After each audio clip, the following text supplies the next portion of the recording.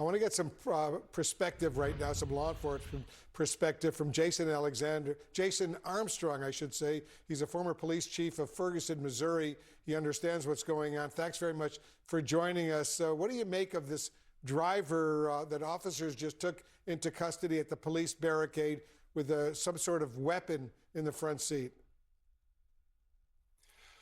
Whenever we have a critical incident like what we experienced yesterday, one of our biggest fears in law enforcement is that somebody is going to be inspired to copycat or do something that is similar to get a similar response and reaction from the community. And so when I hear about this vehicle coming through the barricade, two things come to mind. One, was it a barricade where all traffic was stopped from entering that area, or was it a controlled access point where they were allowing some individuals to come in that may live in the area or have a valid reason for needing to enter that area? And so if it was somebody who was just trying to drive around a barricade that no vehicles were supposed to be allowed in, that sends the signal that this could be somebody that is looking to copycat and to do another incident like what we saw yesterday. It also could be somebody who was in that area for a valid reason, but because law enforcement is going to be on such high alert, worried about a similar incident or a copycat, that if they saw that weapon inside the vehicle, that's going to trigger a very heavy response from law enforcement in that area. I know, Jason, you're not involved in this investigation, but what will federal and local authorities, for that matter, be focusing in on? Anytime we see one of these catastrophes happen in our communities, the number one thing that we're trying to find out, and we know that the community wants these same answers, is why did this happen? And what did we know, if anything, before it happened that could have helped us or helped somebody prevent this from happening? And that's going to be the number one thing that they're going to try to find out. I know we haven't heard a real motive up to this point. They're going to be looking to see what the motive is and looking to see were there any points along the trajectory of this individual getting to what he carried out yesterday that we could have interceded and potentially prevented this from happening, because every community is on edge these days that they're going to be the next one. And Yes. as law enforcement, we're going to be doing everything in our power to prevent it. Certainly true. Earlier, just a little while ago, the White House actually called the deadly attack on this church in Michigan an act of evil, and also said this about the gunman. Listen. From what I understand, based on my conversations with the FBI director, all they know right now is this was an individual who hated people of the Mormon faith. And they are trying to understand more about this, how premeditated it was, how much planning went into it, whether he left a note. All of those questions have yet to be answered, but certainly will be answered by the FBI. When you hear that, Jason, what are some of the other questions you have right now that you would like to have answered?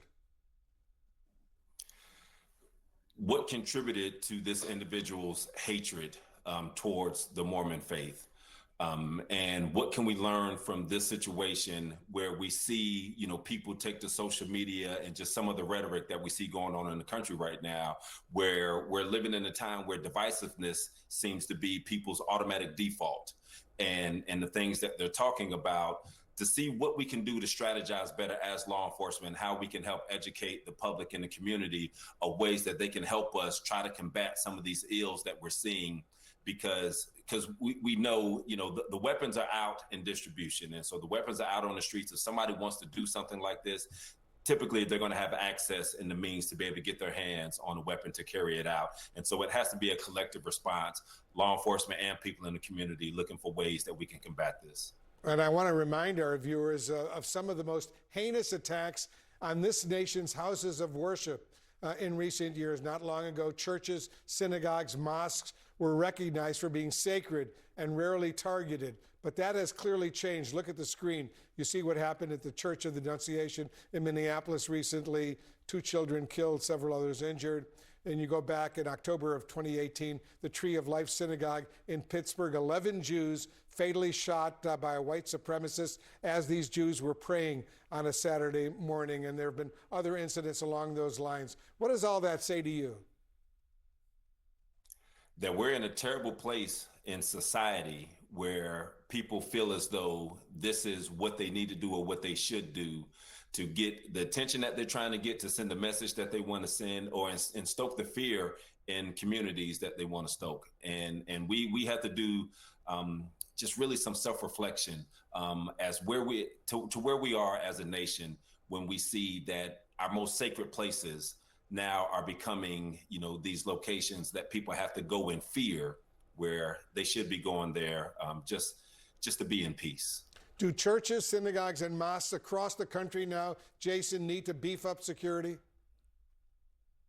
Absolutely, they do. I just got a call recently this week from a church that wants me to come in. They want to talk about their security measures. And that was before this incident happened, just coming on the heels of some of the other incidents that we've seen, like what we saw in Minneapolis a short time ago. And so that's one of the things that we're encouraging, all of these houses of faith that we now see are a target for individuals who want to carry out this type of activity.